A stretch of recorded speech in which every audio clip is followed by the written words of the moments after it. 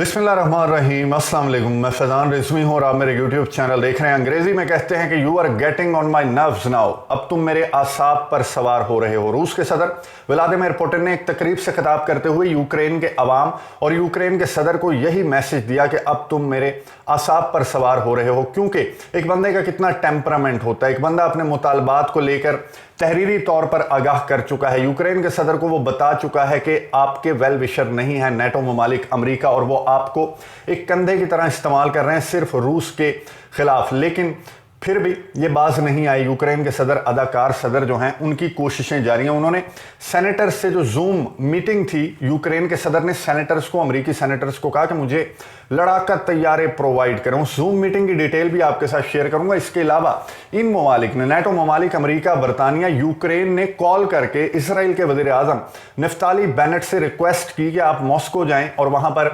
Vladimir Putin से मुलाकात करें और उनसे बात करें। नफ्ताली बेनेट मॉस्को पहुंचे, 3 घंटे तवील मुलाकात हुई व्लादिमीर पुतिन से। उसके बाद नफ्ताली बेनेट का क्या रद्द-ए-अमल सामने आया आपके सामने रखूंगा। एंटनी ब्लिंकन, उन्होंने टेलीफोन कॉल की।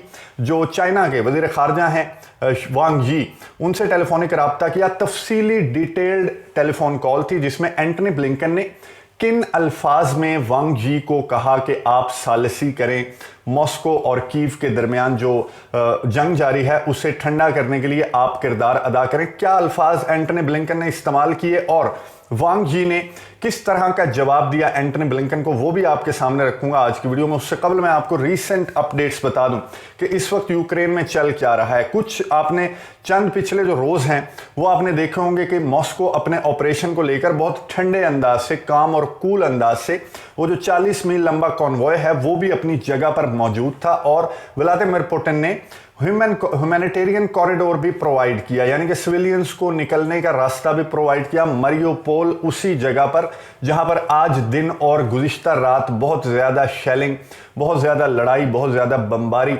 रिपोर्ट की गई। क्यों? एक टेम्परामेंट होता है और हर बंदे का एक टेम्परामेंट होता है। अब मॉस्को के जो कंसर्न्स हैं वो व्लादिमीर पुतिन बारहा बयान कर चुके हैं। तहरीरी तौर पर भी नेटो को, अमेरिका को, यूक्रेन को आगाह किया जा चुका है व्लादिमीर पुतिन की जानिब से कि ये हमारे कंसर्न्स हैं। ये जो 29 बदमाश, 30 बदमाश मेरी गली में बैठे हुए हैं, ये 31वें को अपने साथ शामिल ना करेंगे। मेरी सालमियत के लिए, मेरी सिक्योरिटी के लिए खतरा होगा। लेकिन अमेरिका और बरतानिया ने जिस तरह का प्रोपेगेंडा किया, जिस तरह से इस जंग को हवा दी, जिस तरह से यूक्रेन को कंधे के तौर पर इस्तेमाल करते हुए दोनों ममालिक को, मॉस्को और यूक्रेन को, एक जंग की जानिब धकेल दिया। और अब उस अदाकार सदर को, उसे इस तरह की हल्लाशेरी पूरी दुनिया के ममालिक, स्पेशली नेटो ममालिक की जानिब से दी जा रही है कि वो एक्चुअली में अपने आप को टार्जन समझने लगा है। और उसने जो अमेरिकी सेनेटर्स हैं उन्हें, उनसे जूम पर मीटिंग थी उनकी, तो उस उधर गुफ्तगू करते हुए जो व्लादिमीर ज़ेलेंस्की है उसने क्या कहा? उसने कहा मुझे लड़ाका तैयारे दे दें, हम मॉस्को को बहुत टफ टाइम दे रहे हैं और अगर आपने हमें लड़ाका तैयारे दे दिए तो फिर मैं आपको दिखाऊंगा कि मैं किस तरह का अदाकार हूं, एक्चुअल हीरो हूं मैं। और सेनेटर्स ने भी वहां पर, जो सैकड़ों जो अमेरिकी सेनेटर्स हैं और दीगर जो ऑफिशियल्स हैं वो मौजूद थे, उन्होंने भी बड़ी हल्लाशेरी दी, उन्हें क्लैपिंग की गई और उनकी बहादुरी को खराज तहसीन पेश किया गया। और ये कहा कि ऐसी रेजिस्टेंस हमने नहीं देखी कि आप मॉस्को के आगे जिस तरह से रेजिस्ट कर रहे हैं तो आप इसी तरह से डटे रहें। तो उस अदाकार सदर ने भी कहा कि मैं डटा रहूंगा, आप मुझे जहाज दे दें, लड़ाका तैयारे दे दें, फिर देखें मेरा कमाल कि मैं करता क्या हूं। और उसी व्लादिमीर ज़ेलेंस्की, उसी सदर ने, जो एक तरफ नेटो की मेंबरशिप, यूरोपियन यूनियन की मेंबरशिप, लड़ाका तैयारों की डिमांड, असलहे, गोले बारूद की डिमांड वो कर रहा है, और दूसरे हाथ से वो बातचीत की कोशिश कर रहा है। वो व्लादिमीर पुतिन को कहता है मेरे साथ बैठ जाओ, मामला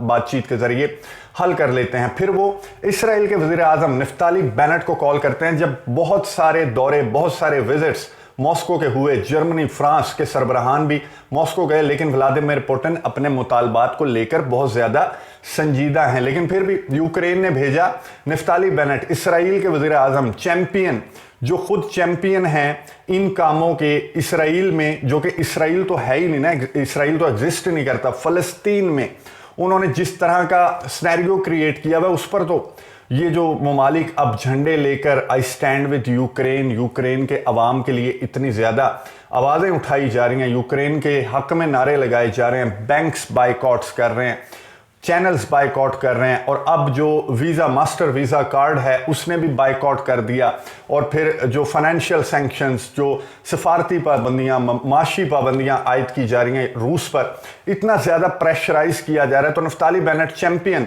पहुंचे मॉस्को रूस, उन्होंने मुलाकात की व्लादिमीर पुतिन से। 3 घंटा तवील ये मुलाकात थी, जिसमें जो नफ्ताली बेनेट है उन्होंने एक तो मॉस्को और यूक्रेन के दरमियान जो तनाज़ा है उस पर बात की, फिर ईरान की जो डील है, न्यूक्लियर डील, उस पर भी बात की गई मॉस्को के साथ नफ्ताली बेनेट की जानिब से। फिर नफ्ताली बेनेट ने ये मुलाकात कंप्लीट करने के बाद यूक्रेन, बरतानिया, अमेरिका, नेटो ममालिक, जर्मनी का तो उन्होंने विजिट भी किया, और उन्हें कॉन्फिडेंस में लिया कि क्या बात हुई है, क्या मुलाकात हुई है। और वही बात सामने आई कि व्लादिमीर पुतिन अपने मुतालबात से पीछे हटने के लिए तैयार नहीं है। एंटनी ब्लिंकन ने टेलीफोन कॉल की वांग यी को, चाइना के वजीर खारजा को, और एंटनी ब्लिंकन ने किन अल्फाज में उन्हें सालसी का कहा।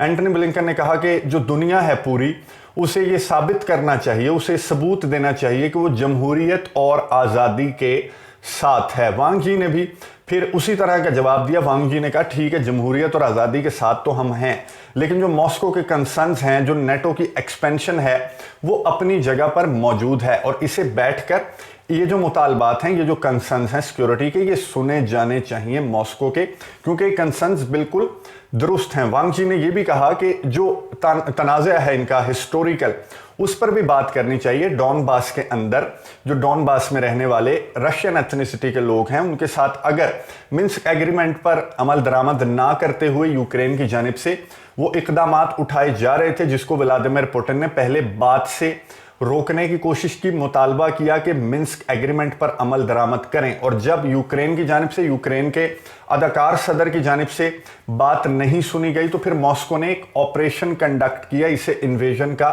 नाम मत दें। वांग यी ने सालिसी की ऑफर की, और उन्होंने कहा कि जंगबंदी होनी चाहिए और चाइना इसके लिए किरदार अदा करेगा, लेकिन पहले अमेरिका और नेटो ममालिक ये श्योरिटी दें कि मॉस्को के जो मुतालबात हैं, जो कंसर्न्स हैं, वो भी सुने जाएंगे। यानी कि एंटनी ब्लिंकन की ये कोशिश मुकम्मल तौर पर नाकाम गई, नफ्ताली बेनेट का एक दौरा मुकम्मल तौर पर नाकाम गया, और व्लादिमीर पुतिन अपने मुतालबात, अपने सिक्योरिटी कंसर्न्स को लेकर बहुत ज़्यादा सीरियस हैं, और जो ऑपरेशन वो कंडक्ट कर रहे हैं, उनकी ज़्यादा से ज़्यादा कोशिश थी कि सिविलियंस इसमें महफूज रहें। गुज़िश्ता रोज़ उन्होंने एक तकरीब से खिताब करते हुए कहा कि वो रशियन एथनिसिटी के लोग हैं, मैं क्यों कर उन्हें नुकसान पहुंचाऊंगा, और मेरी कोशिश है, इसीलिए मैंने ह्यूमैनिटेरियन कॉरिडोर भी प्रोवाइड किया था कि अवाम वहां से निकल जाएं। लेकिन आज उन्होंने एक तकरीब से खिताब करते हुए क्या बात की। व्लादिमीर पुतिन की ये गुफ्तगू बहुत ज़्यादा इंपॉर्टेंट है। वजीर खारजा जो चाइना के हैं, उन्होंने भी इसी बात को दोहराया, और ये बात आने वाले चंद दिनों के लिए, चंद घंटों के लिए बहुत ज़्यादा वाज़ेह पैगाम है अमेरिका, नेटो ममालिक और स्पेशली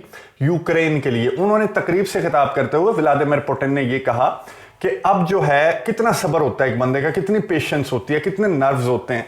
व्लादिमीर पुतिन ने कहा कि जो यूक्रेन के ऑफिशियल्स और यूक्रेन के अवाम भी उनके साथ मिलकर जो कुछ कर रहे हैं मॉस्को के साथ, रशिया के साथ, ऐसा ना करें, ऐसा मत करें, क्योंकि ये आपके स्टेटहुड के लिए, यानी कि आपके इंडिपेंडेंट नेशन होने के लिए बहुत बड़ा नुकसान साबित होगा आने वाले चंद घंटों और चंद दिनों में, अगर आपने अपना बिहेवियर चेंज ना किया। कौन सा बिहेवियर? ये जो हल्ला शेरी नेटो ममालिक अमेरिका, बरतानिया ये दे रहे हैं यूक्रेन के अदाकार सदर व्लादिमीर ज़ेलेंस्की को, और वो अपनी अदाकारी वीडियो मैसेजेस में दिखाता है, अपने अवाम को उकसाता है कि टैंकों के आगे लेट जाएं और रूस की फोर्सेस को रोकें। उन्हें मालूम है, इसीलिए जो ह्यूमैनिटेरियन कॉरिडोर प्रोवाइड किया था रूस ने, कि जो मरियोपोल के लोग हैं, शहरी हैं, वो निकल जाएं, और इसी तरह आने वाले दिनों में दीगर शहरों में भी यही प्लान था, यही मंसूबा था मॉस्को का कि ह्यूमैनिटेरियन कॉरिडोर प्रोवाइड किया जाएगा ताकि सिविलियंस निकल जाएं, और मॉस्को अपना जो ऑपरेशन है, जो थ्रेट्स हैं यूक्रेन के अंदर, उनका सफाया कर सके, जो कि रूस के लिए थ्रेट्स हैं। जो नेटो ममालिक असलहे के अंबार यूक्रेन के अंदर लगा रहे हैं, तो वो मॉस्को के लिए एक थ्रेट हैं, और मॉस्को उन थ्रेट्स को ख़त्म करना चाहता है, जिसके लिए सिविलियंस को उन्होंने निकालने का रास्ता प्रोवाइड किया था। तो रूस के सदर व्लादिमीर पुतिन ने कहा, यूक्रेन के शहरियों को मुखातिब करते हुए, यूक्रेन के हुकूमत को मुखातिब करते हुए, कि ऐसा ना करें, ये आपके स्टेटहुड के लिए नुकसानदेह होगा, यानी कि आप एक इंडिपेंडेंट नेशन होने की हैसियत खो देंगे अगर मॉस्को का एक्चुअल एग्रेशन सामने आ गया, जो कि एक्सपर्ट्स भी कह रहे हैं कि अभी तक मॉस्को जो है वो फुल फ्लैज अपनी पूरी ताकत के साथ आगे नहीं बढ़ा। और एंटनी ब्लिंकन साहब ने 2 रोज कबल एक तकरीब से खिताब करते हुए उन्होंने कहा कि मॉस्को को जो कीव है ना, वो जंग में हरा भी सकता है अगर मॉस्को अपनी पूरी ताकत इस्तेमाल ना करें। वाह, तुम्हारे क्या कहने। मॉस्को क्यों पूरी ताकत इस्तेमाल नहीं कर रहा? वो अपने सिविलियंस की वजह से पूरी ताकत इस्तेमाल नहीं कर रहा। लेकिन व्लादिमीर पुतिन के इस बयान के बाद और जो कुछ गुज़िश्ता रात और आज पूरा रोज होता रहा, मारियोपोल में जिस तरह की सिचुएशन थी, जिस तरह से जो डिफेंस मिनिस्ट्री है यूक्रेन की, वो चीखो पुकार उसकी सामने आ रही है कि मॉस्को का गुस्सा एक बार फिर से सीज फायर अनाउंस करके दोबारा से वहां पे बमबारी और शेलिंग की जाती है। क्यों की जाती है? क्योंकि व्लादिमीर पुतिन ने बारहा आपको समझाया कि सिविलियंस को जाने दो, और अब वार्निंग दी उन्होंने एक तकरीब से खिताब करते हुए यूक्रेन के शहरियों और यूक्रेन की हुकूमत को कि बाज आ जाओ, इससे पहले कि हम पूरी ताकत के साथ तुम्हारे ऊपर टूट पड़े। यही बात जो चीन के वजीर खारजा हैं उन्होंने एंटनी ब्लिंकन से टेलीफोनिक गुफ्तगू में उन्हें समझाई कि जो सैंक्शंस, पाबंदियां, इतना ज्यादा प्रेशराइज मॉस्को को किया जा रहा है, रशिया को, जो अपने सिक्योरिटी कंसर्न्स जो कि बिल्कुल दुरुस्त चाइना समझता है और बहुत सारे दूसरे ममालिक समझते हैं कि वो जो सिक्योरिटी कंसर्न्स हैं मॉस्को के, वो बिल्कुल दुरुस्त है, उनको सुना जाए, मिलकर बैठकर बात की जाए। लेकिन आप बात करने को तैयार नहीं और सैंक्शंस पर सैंक्शंस जो हैं वो आयद कर रहे हैं इतनी ज्यादा कि एक मुल्क के लिए सर्वाइव करना मुश्किल हो जाएगा। तो इस सूरत हाल में आप खुद बताएं, चीन के वजीर खारजा ने एंटनी ब्लिंकन को कहा कि आप खुद बताएं कि उस मुल्क के पास क्या ऑप्शन बचता है। एक ही ऑप्शन बचता है रूस के पास। जब इतना ज्यादा उसे प्रेशराइज किया जाएगा, इतना ज्यादा बदनाम किया जाएगा, एक मीडिया कैंपेन चलाई जाएगी, एक प्रोपेगेंडा जनरेट किया जाएगा और उसे प्रेशर बिल्ड किया जाएगा, उसके ऊपर पाबंदियां आयद की जाएंगी, तो फिर रूस क्या करेगा? अल्टीमेटली रूस के पास एक ही ऑप्शन बचता है, जो कि चीन के वजीर खारजा ने एंटनी ब्लिंकन को समझाने की कोशिश की और रूस के सदर व्लादिमीर पुतिन ने तकरीब से खिताब में यही मैसेज दिया कि अब मेरे पास एक ही ऑप्शन बचता है कि मैं अपने आसाब पर अब काबू नहीं रख सकता। इससे पहले कि रूस पूरे एग्रेशन के साथ, पूरी ताकत के साथ यूक्रेन पर टूट पड़े और आपके स्टेटहुड के लिए नुकसानदेह साबित हो, इससे कबल जो है यूक्रेन के अवाम और यूक्रेन के हुकूमत को समझ जाना चाहिए। और मॉस्को जो है वो अब कीव के अतराफ जो मुहासरा कर रखा था मॉस्को की अफवाज ने, तो कीव के अतराफ जो टाउन्स हैं, जो कस्बे हैं, वहाँ पर बहुत ज़्यादा शेलिंग और झड़पें रिपोर्ट की जा रही हैं, जो कि यूक्रेन की डिफेंस मिनिस्ट्री चीख चीख कर बता रही है पूरी दुनिया को कि हमारे ऊपर जुल्म किया जा रहा है, हमारे ऊपर हमला किया जा रहा है मॉस्को की जानिब से। तो क्या मॉस्को की इस मुतालबे पर, व्लादिमीर पुतिन की इस वार्निंग पर जो अदाकार सदर हैं व्लादिमीर ज़ेलेंस्की, क्या वो अपनी आवाम को कुर्बानी का बकरा बनाने की बजाय मॉस्को के मुतालबात सुनते हुए कुर्सी से अलग हो जाएंगे, या फिर ये जो कॉन्सिक्वेंसेस जिनका जिक्र व्लादिमीर पुतिन ने किया कि अब उनका सब्र जो है वो ख़त्म हो रहा है? तो आने वाले चंद घंटे बहुत ज़्यादा क्रूशल हैं, क्रिटिकल हैं, इन पर नज़र रखेंगे, आपको अपडेट्स देता रहूँगा। अगली वीडियो तक के लिए इजाज़त दीजिए। अल्लाह हाफिज़।